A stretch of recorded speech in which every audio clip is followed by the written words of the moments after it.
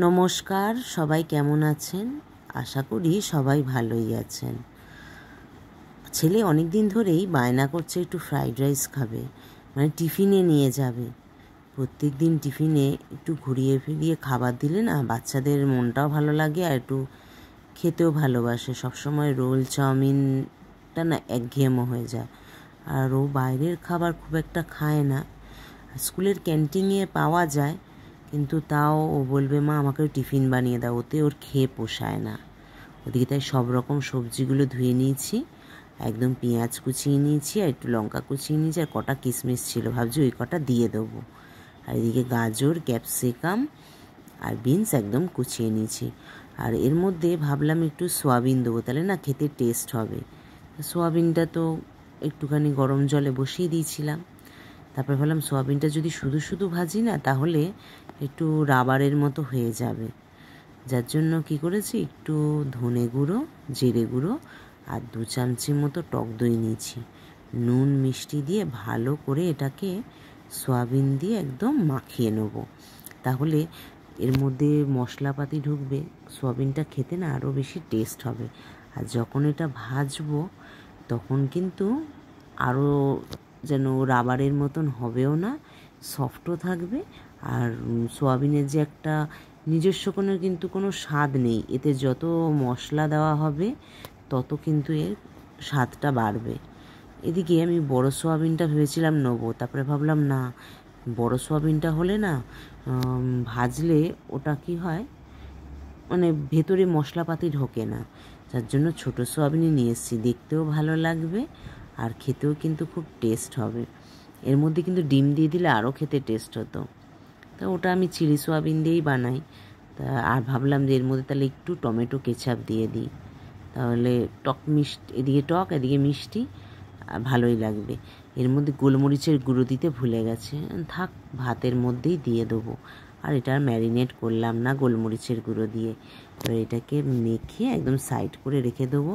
তারপরে ভাবছি শুধু কি ফ্রাইড রাইস দেবো, তাহলে খাবে কি দিয়ে? তাই ঝট করে কি করলাম, ভাবলাম তাহলে একটা ডিমের তরকারি বানিয়ে দিই। দেখুন এদিকে ভাতটা হয়ে এসছে, আর একটুখানি হলেই হয়ে যাবে, ফ্যানটা ঝাড়িয়ে নেবো। তো এদিকে পেঁয়াজটা তো বসিয়ে দিয়েছি। পেঁয়াজটা একটু মতো লালচে মতো হয়ে গেলেই এর মধ্যে এবার একটু 1 কোয়া রসুন আর একটু সামান্য আদা। ওই আদা রসুন লঙ্কা বাটতে গেলে না ওই নয় মিক্সিতে হলে হবে না, আর তোমার যদি আমি শিলে বাটতে যাই তাহলে সেটা শিলেতেই লেগে যাবে। যার জন্য আর না বেটেই একদম অল্প একদম ঝিরিঝিরি করে একদম কুচিয়ে নিয়েছি, যাতে কিনা ওর মধ্যেই সিদ্ধ হয়ে যাবে, যখন খাবে তখন খেতে ভালোই লাগবে।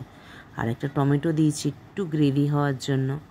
দিয়ে প্রথমে না একটু জল দিয়ে দিলাম। এবার যদি মশলাগুলো দিই তাহলে না লেগে যাবে, কড়াইতে ধরে ধরে যাবে।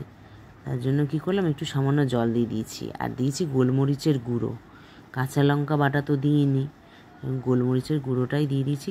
এটা না গন্ধটা খুব সুন্দর হয়, আর সামান্য ঝাল হবে। তার জন্য আর এবারে একটা লঙ্কা বাটবো কী করে, আর ওদিকে তো ফ্রাইড রাইসে লঙ্কা কুচিয়েই নিয়েছিলাম, তার জন্য বেশি লঙ্কা দিতে হবে না। আমার ছেলে ঝাল খেতে ভালোবাসে, কিন্তু ওই বন্ধুদের নিয়ে খায় তো, অনেক বাচ্চা তো ঝাল খেতে পারে না, তাই ভাবনা চিন্তা করে আর দিলাম না। ভাবলাম এই যে আছে এই গোলমরিচের গুঁড়ো দিয়েই একদম চালিয়ে দিই। এই হয়ে গেছে কষানো। এবার একটু জল দিয়ে এটা একদম ফুট ধরেই যাবে।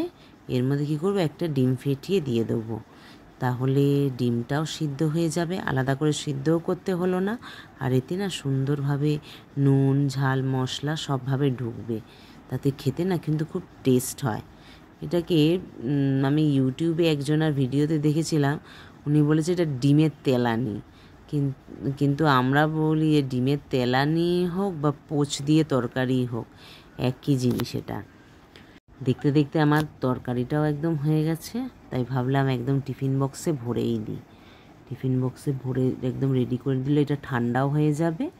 আর যে তলায় একটু ধরে গেছিলো তো ওপর থেকে গ্রেভিটা তুলে দিয়েছি, ওই তলায় যেটা ধরে গেছে ওটা ফেলে দেবো। এই সকালবেলাটা না হুড়ো পাড়া করতে পারি না, ওদিকে ফ্যান জ্বালাতে গেছি আর এদিকে গেছে তলায় লেগে, চাপা দিয়ে গেছিলাম। এই দেখুন এবারে কড়াইটা ভালো করে ধুয়ে নিয়ে এসে আর তারপরে ভাবছি যে যা মানে পেঁয়াজটা দেওয়ার পর আমার মনে পড়লো যে আমি সোয়াবিনটা তো আগে ভেজে নেবো। তো এবার আর মনেও ছিল না, হুড়োপাড়াও করছি, 6টাও বাজতে যায়, এইবারে আর 5-10 মিনিট বাদেই ওর গাড়ি চলে আসবে। এর জন্য আর সোয়াবিনটা ভাজার কথা ভুলে গেছি, আমি একবারে এর মধ্যেই কষিয়ে নেবো। আর ছেলে ওদিক থেকে বলে যাচ্ছে তুমি যে এই ভাজলে না, দেখবে এরপরে ভাতটা যখন দেবে পুরো একদম খিচুড়ির মতো ডলা পাকিয়ে যাবে। কি করব, কিছু তো করবার নেই। এই হুড়োপাড়া করে করতে গিয়ে না মাথার দিয়ে অর্ধেক ভুলে যায় সত্যি। গাজর আর বিনসটা একটু ভাজা ভাজা হয়ে গেছে, এবার তাই পরে কী করলাম, ক্যাপসিকাম আর কাঁচা লঙ্কাটা দিয়ে দিলাম।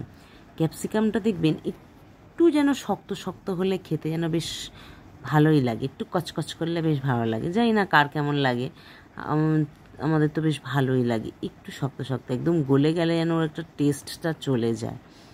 ওই যে কটা কিশমিশ ছিল ওটাও দিয়ে দিলাম। এবার দিয়ে দেবো হচ্ছে সোয়াবিনটা, দিয়ে ভালো করে সামান্য জল দিয়ে এইটাকে ধুয়ে আর একদম কষিয়ে নেবো। দেখি পুরো ভাজা ভাজা মতো করবো, মনে হচ্ছে একটু তলায় ধরে যাবে, কেন দই টই আছে তো ওই মশলাটা। এই মশলার জলেতে বরঞ্চ আরও ভালো হলো, তেলটাও আমার কম লাগলো।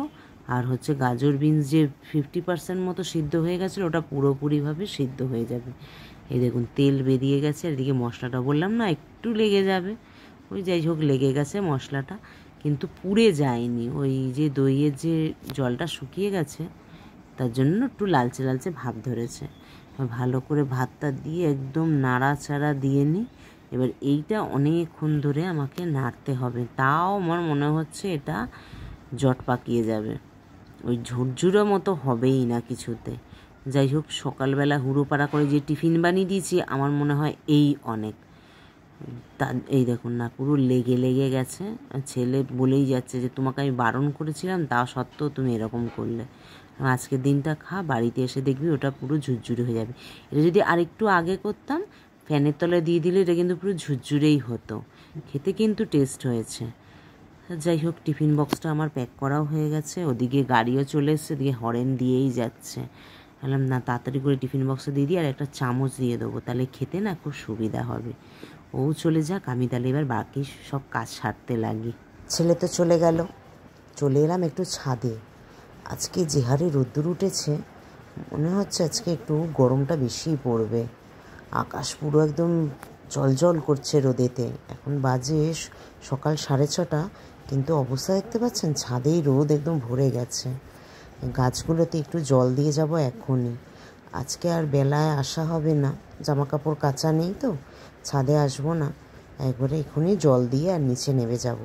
গাছগুলোতে ফুলগুলো কি সুন্দর হয়েছে দেখতে পাচ্ছেন। আর এই পাতাটা আমরা নিয়ে এসেছিলাম, আমরা ঘুরতে গেছিলাম সেখান থেকে। পাহাড়ি এলাকায় না খুব সুন্দর সুন্দর পাতাবাহারি গাছ দেখা যায়, বেশ ভালো লাগে দেখতে। আর ওরা এত সুন্দর করে সাজিয়ে রাখে না, কি বলবো, আমার তো খুব ভালোই লাগে। এদিকে পুদিনা পাতা ভরে হয়েছে, একদিন এগুলোকে তুলে আর একটু জল খাবো, মানে শরবত করে খাবো আর কি, খেতে কিন্তু বেশ টেস্ট হয় আর পেটও খুব ঠান্ডা হয়। তো এবার সারাদিন কি হচ্ছে আজকে রান্না বান্না এখনও পর্যন্ত কিচ্ছু জানি না, বাজার করতে বেরোবো। আর এদিকে যে হারে রোদ্দুর দেখছি আর ভাবছি যে এবছর যে কী হারে গরম পড়বে কিছু বোঝাটা যাচ্ছে না। দাঁড়ান আপনাদের একটা গাছ দেখাই, একটু কমেন্ট করে জানাবেন তো এই গাছটার নাম কি। আমার ভিডিও আপনাদের কেমন লাগছে একটু কমেন্ট করে জানাবেন, আর ভালো লাগলে লাইক ও শেয়ার করে দেবেন।